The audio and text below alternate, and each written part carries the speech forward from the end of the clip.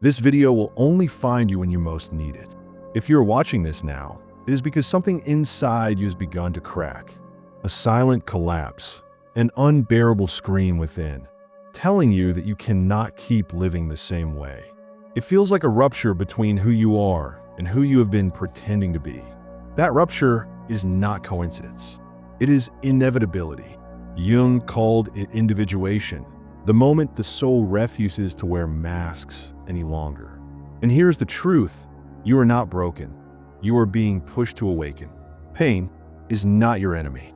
It is the threshold. What feels like despair is actually the call to transformation. Welcome to Psyvoria, the place where men and women are stripped of illusions and rebuilt into power. If this message has reached you, it is because your unconscious was ready. It led you here because you can no longer sleepwalk through the life they designed for you. Subscribe to Psyvoria now, like this video, and leave your mark in the comments with the words, "I choose to cross." That phrase will not just be a comment, it will be your first declaration of freedom. Because what follows is not comfort, it is confrontation. And once you hear it, you will never see life the same again. The false normality trap. Most people live as functional zombies. They wake, work, obey, produce, and repeat. They call this life, but it is not life, it is anesthesia. It is the slow death of the soul disguised as stability. From childhood, you were trained to adapt, to please, to follow rules, to not disturb. They told you this was the path to security. A steady job, family approval, a smile for the camera. But Carl Jung warned that adaptation becomes pathological when it demands the abandonment of the self. And that is the truth of modern life. Millions die one day at a time, obeying roles that were never written by them. They silence their rage with Netflix, numb their despair with alcohol, bury their emptiness in shallow relationships. And they call it normal.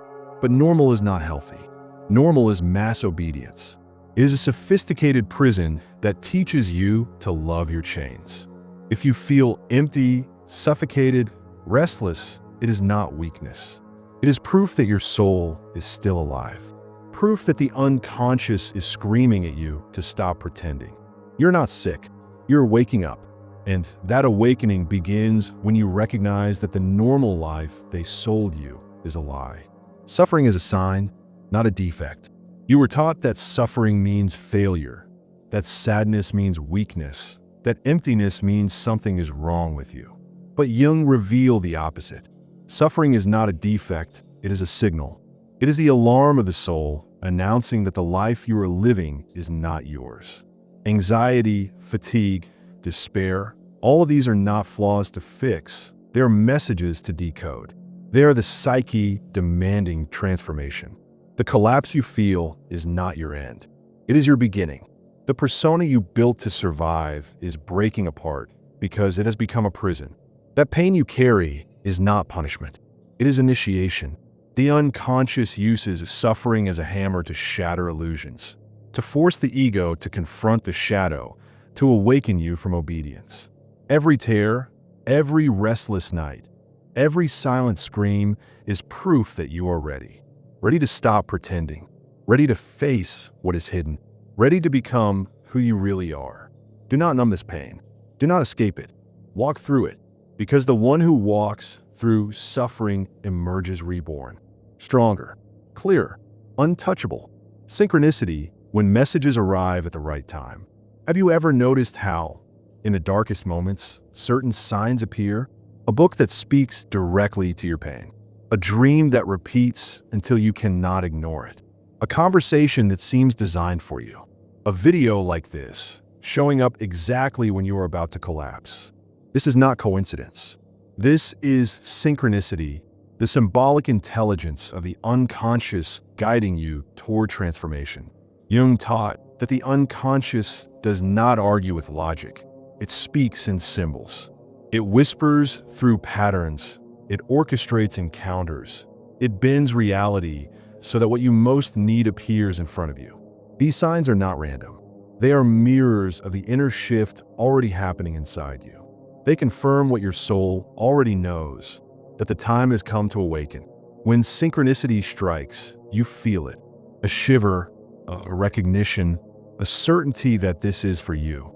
And it is, because the moment you stop resisting, reality begins to conspire with your awakening. The unconscious ceases to be a hidden enemy and becomes your ally, pushing you relentlessly toward the life you were meant to live. This video is one of those signs. You did not stumble here. You were brought here. And now the question is simple. Will you keep ignoring the call, or will you finally listen? The leap into the unknown, confronting the inner dragon. Every real transformation demands a leap. Not a leap of the body, but a leap of the soul. A moment where you must abandon the familiar prison, even if it feels safe, and step into the unknown where nothing is guaranteed. This is the most terrifying point in your journey, and it is where most men retreat.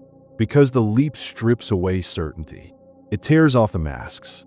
It leaves you face to face with your shadow, the dragon that has guarded the gates of your true self. That dragon is fear, doubt, shame, and loss, whispering that you are not ready, that you will fail, that you will regret everything. But understand this. If you feel fear, it is proof you are at the threshold. Fear does not mean retreat. Fear means you are standing in front of the door. And beyond that door is life itself. Real life, not the scripted routine, not the suffocating normality, but a life that belongs to you.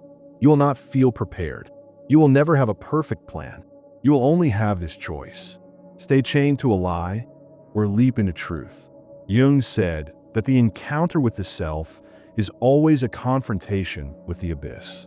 But if you endure that confrontation, you discover that the abyss was never death. It was birth. The leap is not the end. It is the beginning.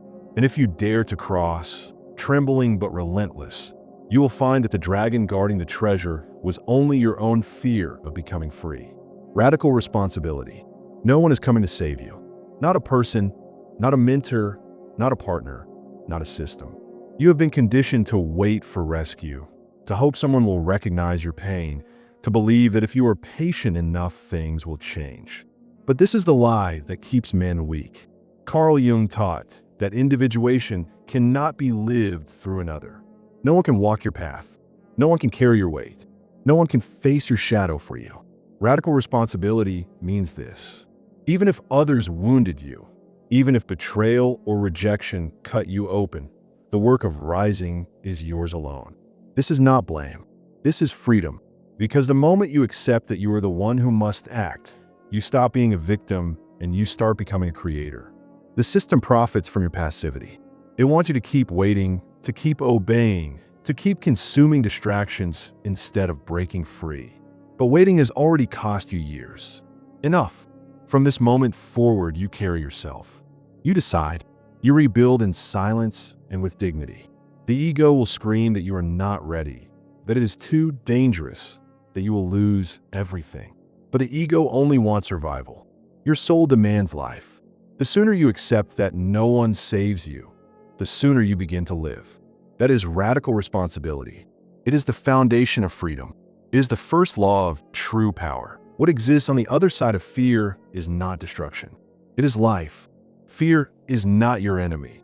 It is the threshold guardian.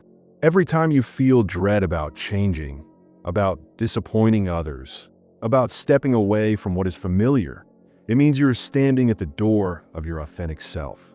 The persona you created to survive has done its job, but now it has become a polished prison. Fear tells you to stay inside, but the key is hidden within the very place you avoid. The emptiness, the exhaustion, the longing you feel are signs that your soul is pushing you forward. Jung taught that fear marks the presence of something sacred. It is proof that you are close to what is real. On the other side of fear lies authenticity, meaning, and freedom. You will never feel completely ready, but readiness is not required. Only courage is. To continue living in the cage of false normality is to slowly die. To step into fear is to finally live.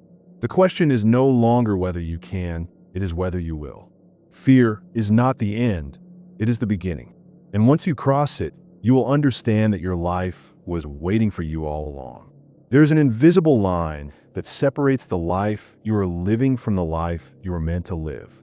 That line is made of fear, of doubt, of the temptation to wait for someone else to rescue you. But no one is coming. No savior, no manual, no permisha. The choice has always been yours. You can continue dragging yourself through a life that makes you sick, or you can step into the unknown and claim what is already yours. Jung warned that the unlived life is a disease, and most people die of it slowly. But you are here because something inside you refuses to die that way. This video found you now because your soul demanded it. The discomfort, the collapse, the despair, these are not signs that you are broken. They are proof that you are ready. Ready to leave behind the mask. Ready to walk through fear. Ready to live. So make your declaration. Write it in the comments and let it mark your decision. Say it clearly. I choose to cross. Not for the world. For yourself. Because once you choose, once you cross, nothing will ever be the same again. If this video spoke to you, subscribe and stay with this channel. Each video is another step, another sign, another mirror placed in your path when you need it most. Keep walking. Keep crossing. Your life, your real life begins now.